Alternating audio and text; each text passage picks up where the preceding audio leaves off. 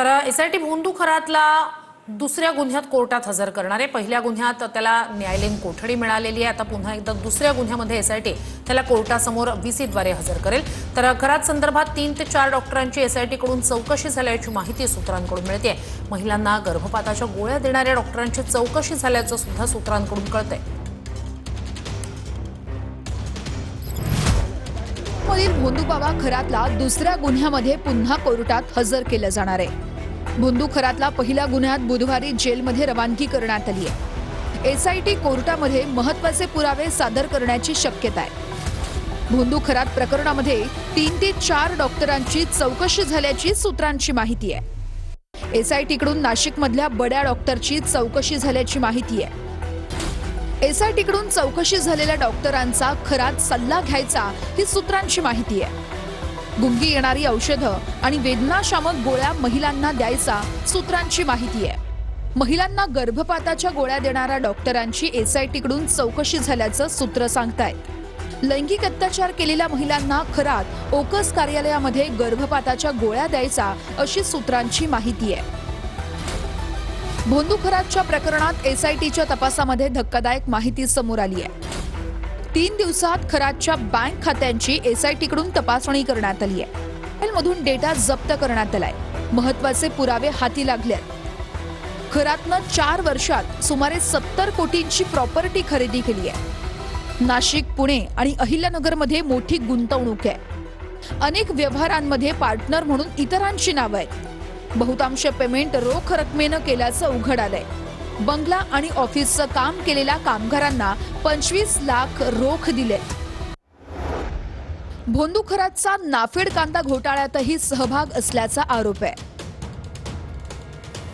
Shri Venkatesh farmer producer company मार्फत खरातनं कांदा खरेदी विक्री व्यवहार केला।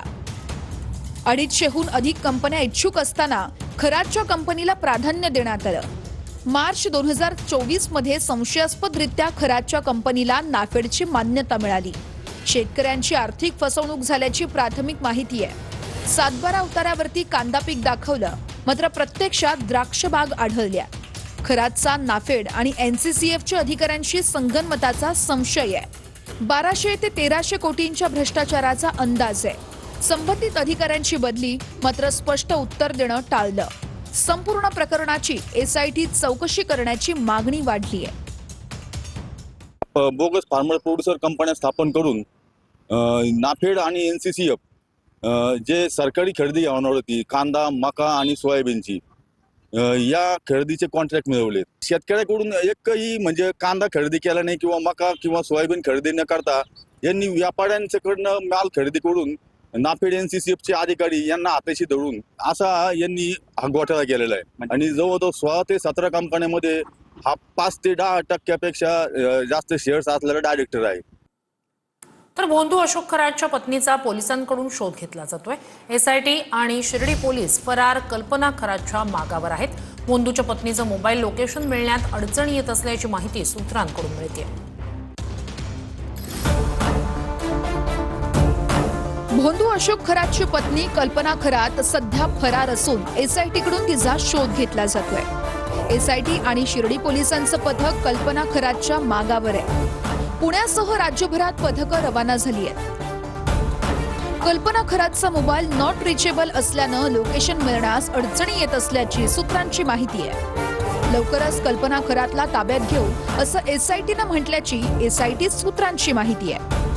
कल्पना खरात कुठं लपून बसलीये याची तिच्या मुलाकडे चौकशी करण्यात आली आहे। मुलालाही आईचा ठाव ठिकाणा माहिती नसल्याचं समोर आलंय। मुलाकडे कल्पना खरातची चौकशी केल्यानंतर त्याला सोडून देण्यात आलंय। कल्पना खरात विरोधात शिर्डीतही गुन्हा दाखल करण्यात आलाय।